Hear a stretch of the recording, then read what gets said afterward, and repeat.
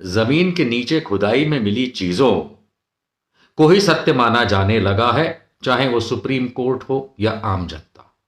Very good. ये कोई नई बात नहीं है। हजारों लाखों साल पुरानी चीजें, आकृतियां, कलाकृतियां, मंदिर, ममीज जब जमीन के नीचे से निकलती हैं तो ही वैज्ञानिक हमें बता पाते हैं कि ये असलियत में क्या है, क्या नहीं है, कब का है, किसका है, एटसेट्रा।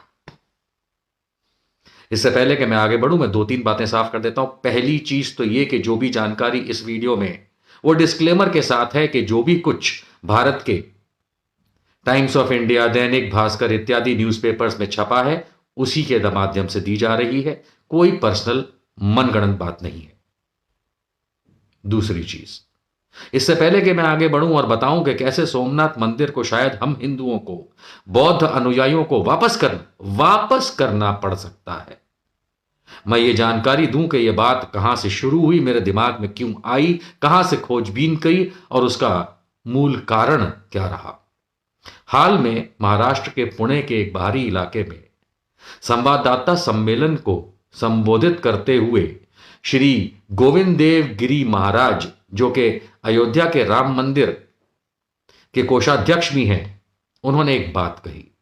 उन्होंने शब्दाशय, मैं आपको बता रहा हूं क्या बात कही। उन्होंने कहा कि ये गोविंद देवगिरी महाराज का कथन है कि मेरी हाथ जोड़कर प्रार्थना है कि इन तीन मंदिरों अर्थात अयोध्या, ज्ञानवापी और मथुरा का कृष्ण जन्मभूमि को सौंप देना चाहिए, क्योंकि ये आक्रांताओं द्वारा हमारे ऊपर किए गए हमलों के सबसे बड़े निशान हैं।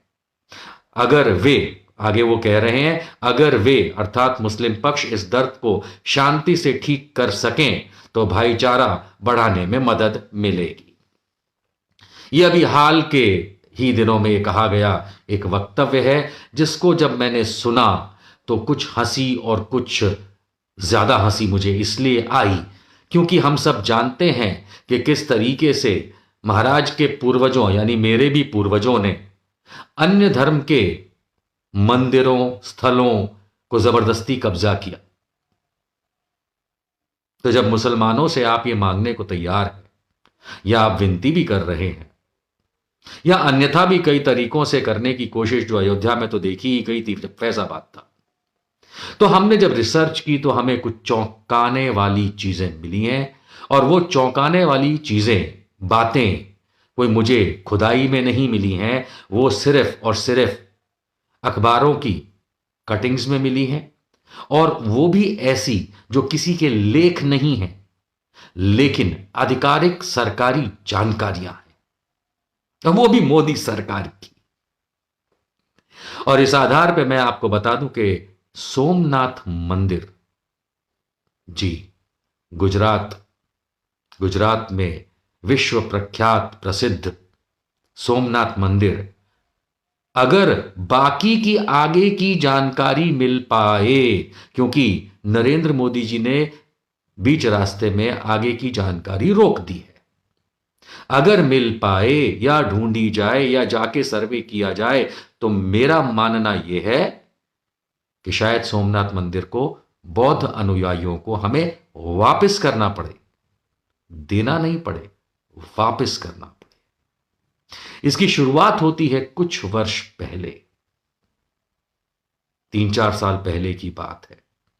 जो भी जानकारी मैं दे रहा हूं आधिकारिक है, न्यूज़पेपर में है, और न्यूज़पेपर में सरकारी आधिकारिक जानकारी है, किसी का मंतव्य या ओपिनियन नहीं है। चलिए बताता हूं।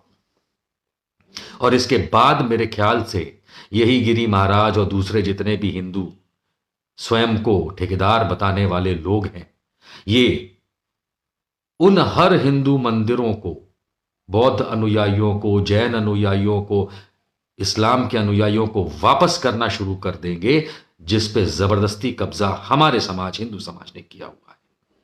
चलिए, मैं आज 12 ज्योतिर्लिंगों में से एक सोमनाथ मंदिर की आपको बात बताता हूं।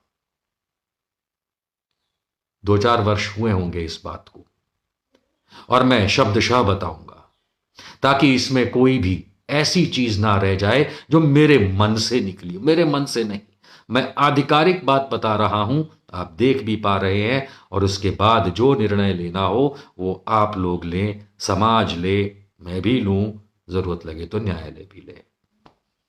12 ज्योतिर्लिंगों में से एक सोमनाथ मंदिर के नीचे भी 3 मंजिला इमारत होने का पता चला है। ये जो भव्य मंदिर आप देख पा रहे हैं, इसके नीचे, जमीन के नीचे 3 मंजिला, 3 फ्लोर्स, 3 स्टोरी बिल्डिंग मिली है। और ये किसने पता किया?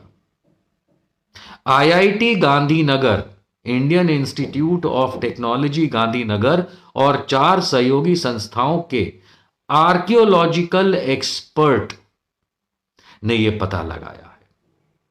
अब ये आईआईटी कोई हमारे घर की तो संस्था है नहीं, और ये तो भारत सरकार की ही संस्था है, और इसमें और इनके साथ के 4 सहयोगी आर्कियोलॉजिकल संस्थाओं ने मिलकर के ये पता लगाया है कि सोमनाथ मंदिर की जब ये जांच करनी थी, तब प्रधानमंत्री, अब ध्यान से समझिएगा ये जांच के आदेश किसने दिए।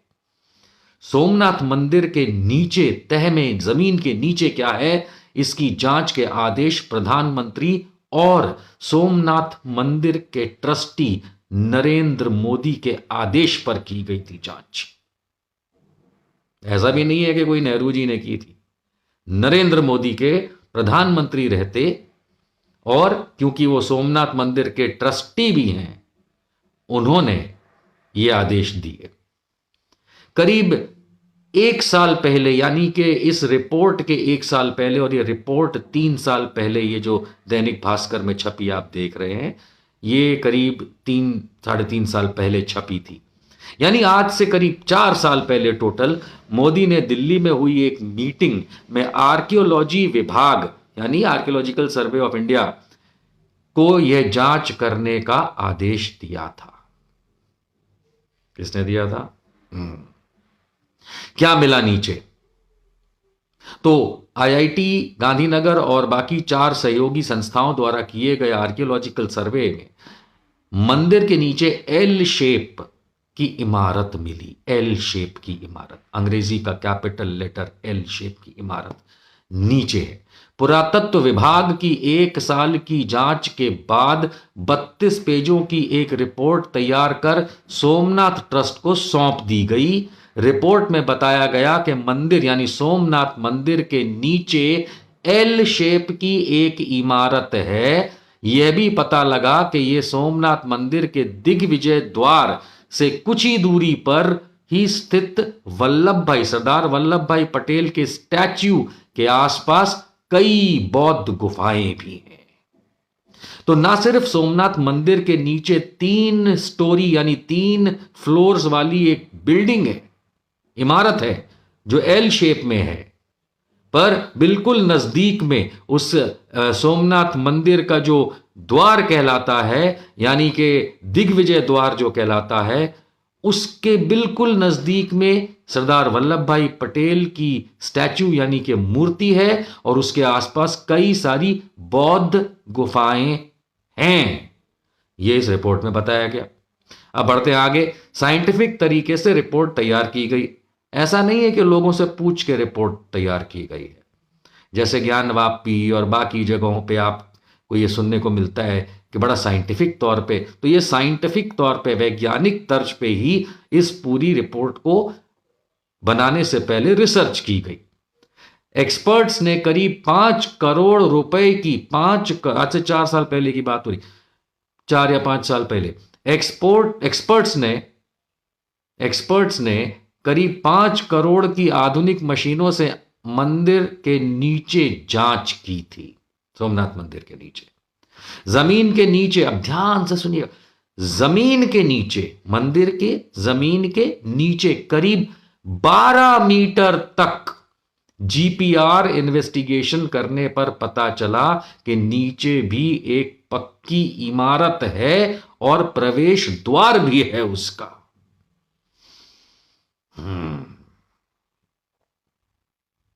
भैया ऐसा है कि अब यह सवाल उठेगा कि अगर नजदीक में बौद्ध गुफाएं हैं तो मंदिर के नीचे बौद्ध मंदिर ही हो, सोमनाथ मंदिर के नीचे बौद्ध मंदिर ही हो, ऐसा किसने कहा? अभी कहा नहीं, जरा ध्यान दीजिए। कहा जाता है कि सबसे पहले एक मंदिर अस्तित्व में हुआ करता था। दूसरी बार 7वीं सदी में वल्लभी एक राजपाट का नाम था, जैसे रजवाड़े होते हैं। 7वीं सदी में वल्लभी के मैत्रक राजाओं ने मंदिर बनवाया। मैत्रक राजा, मैत्रक राजवंश। 8वीं सदी में सिंध के अरबी गवर्नर जुनैद ने इसे तोड़ने के लिए अपनी सेना भेजी थी। इसके बाद प्रतिहार राजा नागभट्ट ने 815 ईस्वी में इसे तीसरी बार बनवाया। इसके अवशेषों पर मालवा के राजा भोज और गुजरात के राजा भीमदेव ने चौथी बार निर्माण करवाया। और 5वां निर्माण, जो इस समय आप जानते ही हैं, 1170 से एक साल पहले सन 1169 में गुजरात के राजा कुमार पाल ने करवाया था। अंत में मौजूदा मंदिर जो है वो सरदार वल्लभ भाई पटेल की देन माना गया है, ऑल्दो वो जवाहरलाल नेहरू जी के आदेश पे ही था।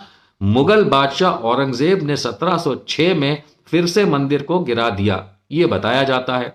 जूनागढ़ रियासत को भारत का हिस्सा बनाने के लिए तत्कालीन गृह मंत्री, 1947 की बात हो रही है, सरदार वल्लभ भाई पटेल ने जुलाई 1947 में सोमनाथ मंदिर को फिर से बनाने का आदेश दिया और नया मंदिर 1951 में तैयार हुआ।